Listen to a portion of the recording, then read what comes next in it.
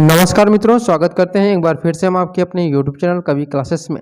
जैसा कि आपको पता है कि बीएचयू बीएड एंट्रेंस एग्जामिनेशन 2022 में सेक्शन ए जो कि सभी के लिए इंपॉर्टेंट होने वाला है, यानी कि सभी सब्जेक्ट ग्रुप के लिए यह अनिवार्य है। तो आज हम लोग करेंट एजुकेशन सिनेरियो और टीचिंग एप्टीट्यूड और रीजनिंग के जो हम लोग का क्लास है 8 क्लास उसको लेकर हाजिर हुए हैं, जिसमें हम लोग टॉप 20 क्वेश्चन को हल करेंगे। तो चलिए बिना समय गवाए आज हम लोग अपने सेशन को स्टार्ट करते हैं।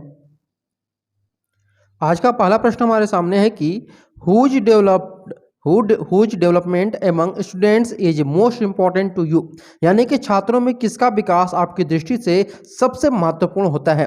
कार्य में लगन का, या फिर आत्मविश्वास का, श्रम का महत्व, या फिर धर्मानुराग। ठीक है, यहाँ पे जो 4 ऑप्शन दिए गए हैं इसमें आपको ये देखना है कि जो छात्रों में ऐसा कौन सा चीज है 4 ऑप्शन में कि जिससे उसका विकास हो सकता है। ठीक है, यानी छात्रों में किसके विकास से उसका जो दृष्टि में सबसे महत्वपूर्ण होगा, तो ये आपका ऑप्शन कौन सा होना चाहिए? ऑप्शन नंबर यहाँ पे बी होगा, यानी कि आत्मविश्वास। अगर छात्रों में आत्मविश्वास है तो वो पूरी लगन से, पूरी तरह से एक भी किसी भी टॉपिक पर वो बोलने को तैयार हो जाएगा। जैसे अगर एग्जांपल दें हम बात को कि जैसे आपके स्कूल में 15 अगस्त है और 15 अगस्त को आप किसी स्टूडेंट को देते हैं कोई स्पीच लिखने को, ठीक है, और वह स्पीच क्या करता है कि बेहतरीन तरीके से नहीं बोल पाएगा अगर उसके अंदर आत्मविश्वास नहीं है। ठीक है, अगर उसके अंदर आत्मविश्वास है तो वह क्या करेगा, कॉन्फिडेंस है तो वह अब किसी भी स्पीच को बेधड़क वह बोल सकता है। प्रश्न नंबर 2 दिया हुआ है कि to gain the confidence of the student the teacher has to accompany them, यानी कि छात्रों का विश्वास प्राप्त करने हेतु शिक्षक को उनके साथ, यानी कि टीचर को उनके साथ कैसा हो व्यवहार करना चाहिए? पिता के जैसा, माता के जैसा, गुरु के जैसा, या फिर मित्र के जैसा? तो यहाँ पे देखिए, एक टीचर को अपने स्टूडेंट के साथ हमेशा एक फ्रेंड यानी कि एक मित्र की तरह व्यवहार करना चाहिए। जैसे अगर आपने जो आपके स्टूडेंट हैं उनके साथ अगर मित्रता पूर्व आप क्या करेंगे, व्यवहार करेंगे, तो अपनी छोटी छोटी परेशानी भी आपको बता सकते हैं। अगर आप उनके साथ पिता के जैसा, माता के जैसा, या फिर गुरु के जैसा व्यवहार करेंगे तो थोड़ा सा अपनी बातों कहने में हिचकिचाएंगे। तो इन सभी चीज़ों से इन जो मुश्किलें हैं कि जो स्टूडेंट है वो आपसे अपनी बातों को बेधड़क कर सके, तो उसमें आपको व्यवहार करना चाहिए, बिहेवियर करना चाहिए एज अ मित्र की तरह। क्वेश्चन नंबर 3 दिया है कि in classroom teaching students will not concentrate until, यानी कि कक्षा शिक्षण में विद्यार्थी तब तक ध्यान केंद्रित नहीं करेंगे जब तक कि उनमें जिज्ञासा पैदा नहीं की जाएगी, उनमें कड़ा अनुशासन नहीं होगा, उनसे प्रश्न नहीं पूछे जाएंगे, या फिर श्यामपट्ट का प्रयोग नहीं किया जाएगा। तो यहाँ पे जो 3 में यहाँ पे तीसरा प्रश्न दिया है, इसमें देखिए अगर प्रश्न को ध्यान से देखेंगे तो पूछा क्या है कि शिक्षण जो कक्षा शिक्षण में विद्यार्थी तब तक ध्यान नहीं, यानी कि उनका कॉन्सेंट्रेशन के बारे में पूछा हुआ है। तो ये आंसर जो होगा वह आपका बिल्कुल ही सही आंसर होना चाहिए, और वह क्या होना चाहिए? ए, यानी कि जब तक उनमें जिज्ञासा नहीं पैदा की जाएगी तब तक उनका ध्यान केंद्रित नहीं किया जाएगा। जैसे अगर हम किसी भी खेल में देखें तो उनके अंदर अगर जिज्ञासा नहीं होगा उस खेल को खेलने के में, तब तक उसका ध्यान उस खेल में नहीं लगेगा। क्वेश्चन नंबर 4 दिया हुआ है कि education is arranged in the schools by the prescribed syllabus so that students, यानी कि विद्यालयों में निर्धारित पाठ्यक्रम द्वारा शिक्षा की व्यवस्था इसलिए की जाती है जिससे विद्यार्थियों की सुरक्षा बढ़े, देखभाल कर ठीक से हो सके, या जानकारी और कुशलता बढ़े, या फिर प्रतिष्ठा बढ़े। तो यहाँ पे सही आंसर होगा आपका ऑप्शन नंबर सी सही होगा। प्रश्न नंबर 5 दिया हुआ है कि it is necessary in the school for the physically handicapped student that, शारीरिक विकलांग छात्र के लिए विद्यालय में आवश्यक है कि कक्षा तथा शौचालय प्रवेश की उचित सुविधा हो, उसके भोजन व आवास की व्यवस्था हो, निःशुल्क शिक्षा की व्यवस्था हो, आवश्यक उपकरणों की व्यवस्था हो। तो यहाँ पे आपका सही आंसर होना चाहिए कि ऑप्शन नंबर ए, यानी कक्षा और शौचालय प्रवेश की उचित सुविधा होनी चाहिए। जैसे अगर एक जो दिव्यांग स्टूडेंट है, अगर उनके पास क्लास में जाने के लिए और शौचालय में जाने के लिए सुविधा नहीं रहेगी, तो फिर उसका वो स्कूल में जा करके चाहे उसके लिए भोजन का इंतजाम कर दीजिए, आवास का इंतजाम कर दीजिए, या फिर फ्री में उसको एजुकेशन दीजिए, या फिर जो भी उनको रोल पेंसिल कलम में जो भी दीजिए, उससे उनका कुछ भी लेना देना नहीं होगा जब तक कि आप उनके लिए उचित सुविधा नहीं करेंगे क्लास में एंट्री करने के लिए या फिर आप शौचालय में एंट्री करने के लिए। क्वेश्चन नंबर 6 दिया हुआ है कि a student who is good in other subject and weak in math, what should you do. यानी एक छात्र जो अन्य विषयों में अच्छा है और गणित में कमजोर है, आपको क्या करना चाहिए। यानी यहाँ पे प्रश्न पूछा है कि जैसे एक जो स्टूडेंट है अगर वह गणित में कमजोर है, ठीक है, गणित में कमजोर है, तो आप क्या करेंगे उसके लिए। उससे कहेंगे गणित में अधिक परिश्रम करो, यानी कि ज़्यादा से ज़्यादा गणित की पढ़ाई करो, यानी कि जहाँ 1 घंटा पढ़ाई करते हो वहाँ 3 से 4 घंटा पढ़ाई करना शुरू कर दो। उससे कहेंगे कि गणित की कक्षा में अधिक ध्यान दो, यानी कि उसमें और भी ध्यान देने की बात कहेंगे। जैसे कुछ स्टूडेंट होते हैं कि सरसरी नज़र से गणित को हल कर लेते हैं, लेकिन आप उसको कहेंगे कि आप लॉजिकली तरीके से उसको सॉल्व करें किसी भी क्वेश्चन को। उसके माता पिता से इस बात पर विचार विमर्श करेंगे, उसके माता पिता को स्कूल से फोन करेंगे और उनको प्रिंसिपल ऑफिस में बुला करके उस टॉपिक पर बात करेंगे कि आपका स्टूडेंट जो है, यानी आपका बच्चा जो है वो गणित विषय में कमजोर है, या फिर उसकी गणित में विशिष्ट कमजोरियों का पता लगाएंगे, यानी कि वो गणित में कहाँ कमजोर है, चाहे वह एलसीएम नहीं कर पा रहा है या फिर आप कह सकते हैं कि जोड़ घटाव नहीं कर पा रहा है, कहाँ पे वो कमी है, इस पर आप विशेष वहाँ पे पता लगाएंगे और कमजोरी को दूर करने की कोशिश करेंगे। तो ऑप्शन नंबर यहाँ पे डी बिल्कुल सही होगा। क्वेश्चन नंबर 7 दिया हुआ है कि 2 students sitting next to each other often quarrel, you should, यानी एक दूसरे के पास बैठने वाले छात्र अक्सर झगड़ते हैं, आपको चाहिए कि उनकी जगह बदल दे, उनके माता पिता को सूचित करें, उनकी जगह बदलने को मना कर दे, या फिर छात्रों से कहें कि उन्हें एक दूसरे के साथ मिलकर रहना चाहिए। तो यहाँ पे जो सही आंसर होना चाहिए वो आपका डी, यानी कि छात्रों से कहें कि उन्हें एक दूसरे के साथ मिलकर रहना चाहिए। जैसे मान लीजिए कि ए और बी नाम के 2 बच्चे हैं और वो हमेशा एक दूसरे से क्या करते हैं, फाइटिंग करते रहते हैं, ठीक है, कभी ये लड़ाई करेगा कभी ये लड़ाई करेगा। तो इन दोनों को लड़ाई से बदलने के लिए, यानी कि इनको क्या करिए कि आप सलाह दीजिए कि आप एक दूसरे के साथ मिलकर रहें, तभी आप अपने जीवन में सफल हो पाएंगे। प्रश्न नंबर 8 दिया हुआ है कि what would you do if a student misbehave with you in class. यदि कक्षा में कोई छात्र आपसे दुर्व्यवहार करता है तो आप क्या करेंगे। यानी कहने का तात्पर्य है कि एक स्टूडेंट है जो आपको क्लास में ही तुरंत जैसे आप कुछ बोले और तुरंत आपका जवाब दे दिया, या फिर आपने जैसे कंप्यूटर कोई लड़का बैठा हुआ है और उसको बोल रहे हैं कि बेटा हट जाओ बेटा हट जाओ, और बोला कि नहीं हटेंगे, तब वहां पे आपको गुस्सा आएगा और क्या करेंगे, वहां पे गुस्से आने के वक्त आप ये लगेगा कि उसको ले दड़ादड़ मारना शुरू कर दे, लेकिन ये आपको नहीं करना है। अब जब वो दुर्व्यवहार करे तो आपको करना क्या होगा कि सीधे प्राचार्य से उसके निशासन की संतुष्टि करेंगे, या फिर तुरंत उसको सजा देना शुरू कर देंगे, या फिर उनके कारणों का पता लगा करके जो उपचारात्मक कदम है वह जरूर उठाएंगे, या फिर उनके पेरेंट्स को इसकी सूचना देंगे। तो यहाँ पे देखिए जो सही आंसर होगा वह यह होगा ऑप्शन नंबर सी, कि उसके कारण का पता लगाइए और उसके बाद उपचारात्मक कदम उठाइए। यानी कि कहने के तात्पर्य है कि मान लीजिए एक टीचर है आप, ठीक है, आप एक टीचर हैं और बी नाम का एक स्टूडेंट है, ठीक है, और सी नाम का एक और स्टूडेंट है, और यहाँ पे क्या है कि मान लीजिए एक आप यहाँ पे इसकी तारीफ ज्यादा करते हैं, ठीक है, इसकी तारीफ ज्यादा करते हैं, इसकी तारीफ कम करते हैं, तो यहाँ पे ये आपसे खींच जाएगा, ये आपसे गुस्सा हो जाएगा कि सर मेरी तारीफ नहीं करते हैं, मेरी बातों पर हर समय गुस्सा करते हैं, तब वह आपसे भी बदतमीजी करने उतारू हो जाएगा। इसलिए हमेशा क्या करिए कि जो चीज यहाँ पे गलत हो रही है उसका सबसे पहले कारण पता करिए, यानी कि रीजन पता करिए कि क्या रीजन है कि वह आपसे मिसबिहेव कर रहा है, तभी आप उसका उपचारात्मक कदम उठा सकते हैं।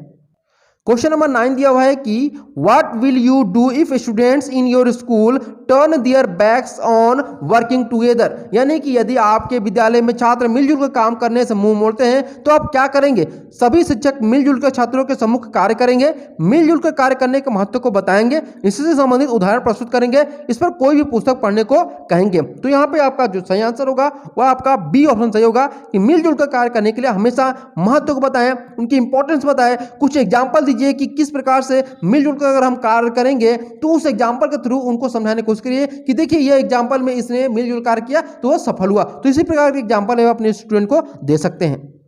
क्वेश्चन नंबर 10 दिया हुआ है कि how will you deal with students who use pure mother tongue. यानी कि शुद्ध मातृभाषा प्रयोग करने वाले छात्रों के साथ क्या व्यवहार करेंगे। ऐसे छात्रों को समय समय पर परिशोधित करेंगे, या फिर मातृभाषा का प्रयोग न करने वाले को दंड देंगे, या फिर उनकी कक्षा में आगे बैठने को कहेंगे, या फिर अशुद्ध भाषा के प्रयोग करने वाले छात्रों को कक्षा में पीछे बैठने को कहेंगे। तो यहाँ पे देखिए क्या होगा कि ऑप्शन नंबर ए जो होगा वह सही होगा। ऐसे छात्रों को समय समय पर परितोषित करेंगे, यानी कि जैसे शुद्ध मातृभाषा का हमारा तात्पर्य क्या है, जैसे आप बनारस में देखेंगे तो कई स्टूडेंट और टीचर होते हैं तो वहाँ बात करते हैं, लेकिन वहाँ पे स्टूडेंट क्या करते हैं कि अरे गुरुजी हई सौलिया नहीं आवा था कैसे हुई, है ना। तो ऐसे वो क्या करते हैं कि बात करते हैं, ठीक, यानी कि गुरुजी सौलिया नहीं आवा था, एक क्या करी कैसे हुई समझे में नहीं आवा था, है ना। तो जब ऐसे बात करेंगे तो आपको क्या करना होगा कि उनको ऐसे छात्रों को समय समय पर आपको परितोषित करना पड़ेगा।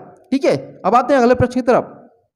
क्वेश्चन नंबर 11 दिया हुआ है कि who has secured the first position in the country in the scientist civil selection examination conducted at the national level of ISRO, यानी कि इसरो की राष्ट्रीय स्तर पर आयोजित वैज्ञानिक सिविल चयन परीक्षा में किसने देश में पहला स्थान प्राप्त किया था? शालिनी मेहरा ने, मोनिका सोनी ने, सृष्टि बाफना ने, अनु यादव ने, किसने किया था? तो यहाँ पे आपका जो सही आंसर होगा वो आपका ऑप्शन नंबर सी होगा, सृष्टि बाफना ने किया था।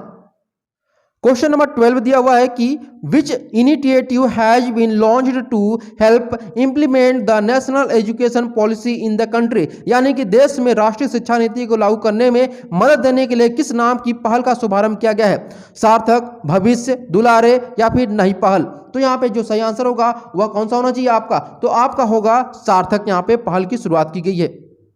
प्रश्न नंबर 13 दिया हुआ है कि in which state India's first digital university was inaugurated, यानी भारत के पहले डिजिटल विश्वविद्यालय का उद्घाटन किस राज्य में किया गया? यहाँ पे आपको बताना चाहिए कि उद्घाटन हुआ है, कोई कार्य अभी तक हुआ नहीं है। सिंपल सी बात है कि उद्घाटन हो चुका है इसका, लेकिन कोई भी कार्य अभी तक नहीं हुआ यहाँ पे। लेकिन फिर भी प्रश्न है तो आपको आंसर मालूम होना चाहिए। असम, उड़ीसा, केरल या फिर महाराष्ट्र में? तो यह केरल है ऐसा राज्य जहाँ पर कि पहला डिजिटल विश्वविद्यालय शुरू हुआ है, लेकिन वहाँ पर कोई भी कार्य स्टार्ट नहीं हुआ है। प्रश्न नंबर 14 दिया हुआ है कि which district has been the first district in the country to have 100% literacy, यानी कि कौन सा जिला देश का 100% साक्षरता वाला पहला जिला बना है? भोपाल, करनाल, जयपुर या फिर देहरादून? तो सही आंसर होगा आपका देहरादून। प्रश्न नंबर 15 दिया हुआ है, यहाँ पे देखिए जो आकृति दी है, प्रश्न आकृति यहाँ पे दिया हुआ है और इसमें आपको बताना है कि जो क्वेश्चन मार्क है इसमें कौन सी आकृति भरी जा सकती है। तो इस आकृति को अगर आप देखिए ध्यान से तो ये क्या है कि घूर्णन आकृति है। ठीक है, क्या है आपका? घूर्णन आकृति है। कैसे घूर्णन आकृति है? यहाँ पे देखिए कि ये जो बिंदु है, यहाँ पे ये वाला जो बिंदु है, ये देखिए थर्ड वाले में यहाँ पे आ चुका है और फोर्थ वाले में यहाँ आ चुका है। ठीक है, तो आप यहाँ पे देख समझ सकते हैं कि अगर यहाँ पे आपका जो ये आकृति रहता, सबसे पहले ये आकृति रहती, फिर ये आकृति आती, फिर ये वाला आता और उसके बाद ये, तो ये आप कह सकते हैं कि जैसे घड़ी आती है। ठीक है, जैसे घड़ी है तो घड़ी में सबसे पहले यहाँ पे था ये। ठीक है, फिर इसके बाद आपका यहाँ पे आ चुका है। ठीक, फिर ये यहाँ पे आया और फिर ये यहाँ पे आ चुका। ठीक, तो इस प्रकार से आपका यहाँ पे उल्टा चल रहा है ये। ठीक, समझिए आप लोग कि कहना क्या चाहते हैं हम? तो यहाँ पे ये उल्टमान चल रहा है, तो ये आपका आकृति कौन सा बन जाएगा? बी ऑप्शन सही हो जाएगा। अब यहाँ देखिए ये जो प्रश्न है आपका एनोलॉजी संबंधित है। किससे संबंधित है? आपका एनोलॉजी संबंधित है। और एनोलॉजी मैंने आपको समझाया भी था किस प्रकार हल करते हैं। तो यहाँ पे देखिए आकृति दी है, यानी ये आपका प्रश्न आकृति दिया हुआ है और आपको उत्तर आकृति में से ये बताना है कि कौन सा इसमें हम लोग भर सकते हैं। सिंपली आप देखिए, सबसे पहले हम दो का यहाँ पे देखेंगे। ये देखिए बीच में दिया हुआ है इस तरह से। ठीक है, अब जब ये दिया रहता है तो सबसे पहले हम क्या करते हैं कि इन दोनों में देखते हैं कि क्या यहाँ पे संबंध है, इन दोनों में क्या संबंध है ये हम देखेंगे। तो देखिए यहाँ पे ये आपका यहाँ पे दिया हुआ पहली आकृति में जो यहाँ पे सर्कल है ब्लैक वाला, ये यहाँ पे है बॉक्स, और सेकेंड वाले में बॉक्स यहाँ पे आ जाता है। ठीक, यानी कि आमने सामने हो जा रहा है। ये वाला जो भाग है ये ऊपर चला जा रहा है। तो ठीक, अब हम देखेंगे कि ये वाला जो भाग है, ये वाला भाग इसमें होना चाहिए। किसमें? यहाँ पे है। तो देखिए यहाँ पे ए वाले में भी है और सी वाले में है। ठीक, अब लेकिन यहाँ पे देखिए जो एल यहाँ पे है, ठीक है, एल यहाँ पे है, तो एल यहाँ पे नीचे होना चाहिए कि नहीं होना चाहिए? ठीक है, होगा। तो यहाँ पे अगर हम बात करें तो जो आकृति आपको बनेगी वह आपकी ये वाली बनेगी। ये इस प्रकार से आपका देखिए ये इस प्रकार से है ना। अब ये उल्टा होगा तो ये इसी प्रकार से ना आएगा। ठीक है, इसी प्रकार से ना आएगा, लेकिन इसमें तो दोनों भर दिए गए हैं, दोनों ब्लैक हो गया है, तो इसलिए आपका ऑप्शन क्या हो जाएगा? ये जो होगा वो आपका सही हो जाएगा। ठीक है, प्रश्न नंबर 17 दिया हुआ है, यहाँ पे वर्गीकरण से संबंधित है। ये आकृति देखिए, ऑप्शन ए, बी, सी और डी, इसमें बताना है कि कौन सी आकृति जो है वो तीन आकृतियों से डिफरेंट है। तो सिंपली आप इसको बोल सकते हैं। यहाँ पे देखिए एक आकृति, 2, 3 और 4, देखिए सभी में 4 है। 1, 2, 3, 4, 1, 2, 3, 4, 1, 2, 3 और 4। तो अंतर कहाँ है? यहाँ पे देखिए जो आकृति की साइज है, हम लोग यहाँ पे साइज को देखेंगे। ठीक है, किसको देखेंगे हम लोग? साइज को। तो देखिए इसकी साइज, ये जो साइज है ये भी साइज है, ये भी बराबर है, लेकिन इन तीनों की जो साइज है, ठीक है, इन तीनों की जो साइज है वो बराबर है, लेकिन इसकी जो साइज है वो बराबर नहीं है। इसलिए आपका ऑप्शन नंबर डी जो होगा वह सही होगा। ठीक है, देखिए यहाँ पे दर्पण प्रतिबिंब से प्रश्न पूछा गया है कि यहाँ पे एक आकृति दी गई है और इस आकृति के बेस पर आपको बताना है कि ये इसका दर्पण प्रतिबिंब कौन सा होगा, ए होगा, बी होगा, सी होगा या फिर डी होगा।